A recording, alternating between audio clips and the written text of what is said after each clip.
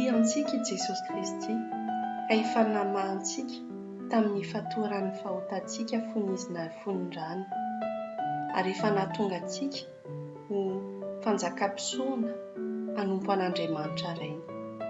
Ho an'i Jesosy Kristy anie ny voninahitra sy ny fahefana mandrakizay.